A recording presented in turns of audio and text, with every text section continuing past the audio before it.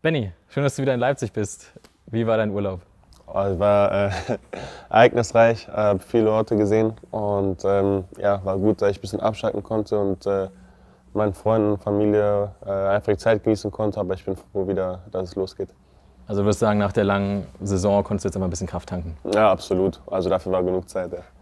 Jetzt hat man auf deinen Social-Media-Kanälen gesehen, du hast nur ganz knapp ein Sprintduell gegen deine Mama gewonnen. Top in Form bist du aber schon, oder? Also meine Mutter sagt, sie hat gewonnen. Ich sehe das ein bisschen anders, aber ja, das ist meine Mutter.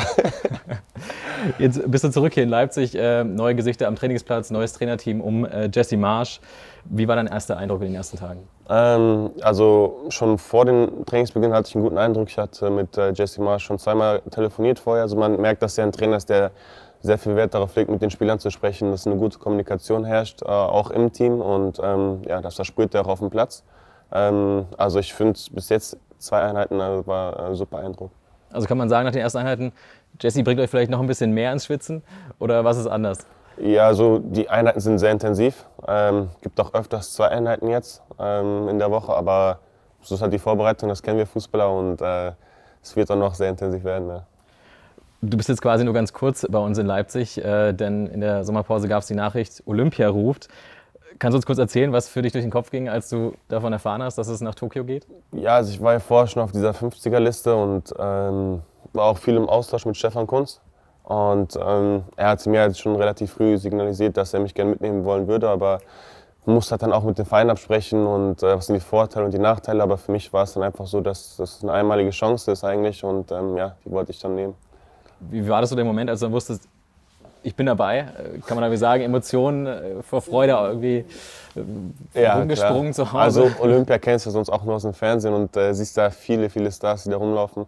Und jetzt bist du quasi einer davon. Und das ist natürlich auch schon so ein Kindheitstraum, auch wenn, ja, wenn du dann eher so Leichtathleten gesehen hast oder Schwimmer. Zum Beispiel denkt ihr jetzt an Usain Bolt oder Michael Phelps, die ich selber als kleiner Junge durch Olympia kennengelernt habe.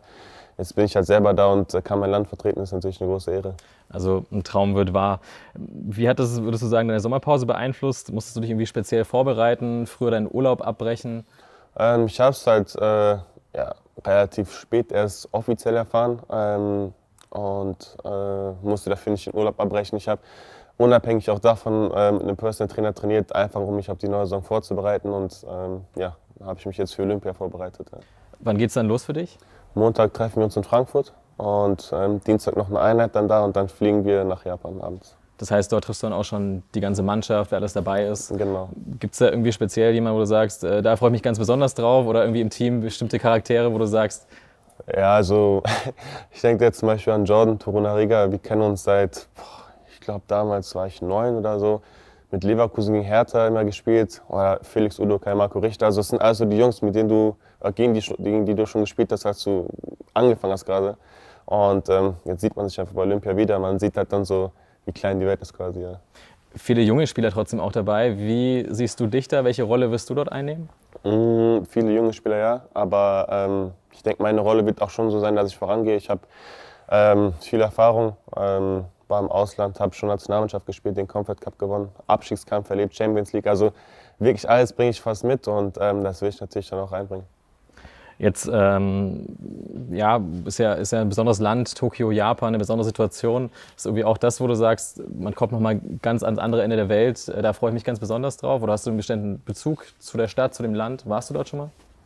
Ich war noch nie in Japan, und es wird mein erstes Mal sein, und freue mich schon drauf. Also klar, mit Corona ist das so eine Sache, und du weißt halt nicht genau, wie die Situation gerade da ist, aber ich freue mich auf jeden Fall, dahin zu fliegen und ja, dann mein Land zu vertreten. Gehen wir mal davon aus, dass ihr euch dort relativ frei bewegen könnt. Gibt es irgendwie was, also ich kenne das nur von mir, Olympia, die Olympischen Spiele beginnen, du schaust einfach von morgens bis abends nur Sport und bist da total mit Feuer und Flamme dabei. Ist es bei dir auch immer so gewesen? Also bei mir war es immer so. Ich weiß jetzt nicht, wie es ist, wenn ich selber dabei bin. Ich denke mal, wir haben schon Training und müssen uns selber auch auf die Spiele vorbereiten. Aber ja, in der Zwischenzeit, wenn wir auf dem Hotelzimmer sind oder so, ja, dann werde ich natürlich auch Olympia schauen. Welche Sportarten waren es dann so, die für dich immer? Für mich war es eigentlich immer Leichtathletik, vor allem halt die 100-Meter-Sprints. Da habe ich zum Beispiel hab ich dann Usain Bolt kennengelernt. Das erste Mal hat er damals den Weltrekord aufgestellt. Ich glaube, es war sogar in Berlin. Und ja, das war halt so zum Beispiel so ein Ereignis, wo ich mir extra, ich war noch ein bisschen kleiner, einen Wecker gestellt habe und für 10 Sekunden einen Lauf zu sehen, da hat er den Weltrekord gebrochen. Also sind so Ereignisse, die im Kopf bleiben. Ja. Also immer wieder einige sportliche Idole, die dort ja, in der Geschichte mit dabei waren. Gibt es jetzt irgendwie speziell, wenn es die Möglichkeit gibt, natürlich jemanden, wo du sagen würdest, den würde ich gerne über den Weg laufen? Ich glaube, was mir cool wäre, wenn ich sehen könnte, wäre Gina Lückenkämper, die ich durch Adidas schon kennengelernt habe und wo man auch so ein bisschen sich gegenseitig den Weg verfolgt. Und ich glaube, wenn wir dann ins Olympische Dorf kommen und ihr über den Weg laufen würde, wäre schon cool. Ja. Also insgesamt kann man einfach sagen, du bist unglaublich begeistert und freust dich riesig auf dieses Turnier oder auf dieses Event. Jetzt hat Deutschland meines Wissens nach noch nie Olympia Gold gewonnen. 2016 hat es, glaube ich, für Silber gereicht. Mit welchem Ziel reist du nach Japan?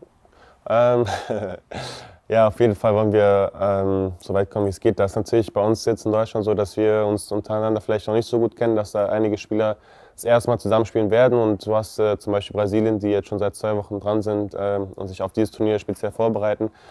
Das ist immer so ein schmaler Grat. Und ich glaube aber schon, dass man auch durchaus erfolgreich sein kann. Man hat es 2016 gesehen, wo eine Mannschaft auch neu zusammengewürfelt worden ist und man bis ins Finale gekommen ist. Und ich glaube, das wird jetzt auch die Aufgabe vom Trainer sein, einfach so schnell wie möglich so diesen Team-Spirit entwickeln zu lassen und dass es so eine Einheit ist auf dem Platz. Und mit Stefan Kuntz ist natürlich auch ein Trainer dabei, der weiß, wie man eine erfolgreiche Mannschaft zusammenbringt, oder? Ja, auf jeden Fall. Also 2-mal Europameister, einmal Zweiter. Ich glaube, die Bilanz kann sich sehen lassen. Jetzt gibt es, du hast andere Teams schon angesprochen, unter anderem ist ja von uns zumindest auch noch Dani mit vor Ort, mit der spanischen Mannschaft. Habt ihr schon mal Kontakt gehabt? Ja, ich habe Dani schon geschrieben. Er hat gesagt, er wird Gold holen, ich kriege leider nur Silber. Aber ich habe ihm gesagt, konzentriere dich erstmal auf die EM. Das war noch vor dem Spiel und dann reden wir nochmal wegen Olympia. Also gibt es zwischen euch vielleicht eine interne Absprache oder hofft ihr darauf, dass ihr gegeneinander spielen werdet? Also ich will auf jeden Fall gegen Dani spielen. Ich habe 2-mal gegen Dani gespielt. Noch nie gewonnen. Deswegen muss ich jetzt einmal gewinnen gegen Dani. Also wird Zeit für den ersten Sieg gegen Dani und dann Fall. Hoffentlich auch für eine Medaille. Benni, wir können nur sagen, wir sind unglaublich stolz, dass du dabei bist, uns vertrittst bei Olympia und wir hoffen natürlich, dass du Medaillen mitbringst und wünschen dir viel Erfolg. Dankeschön.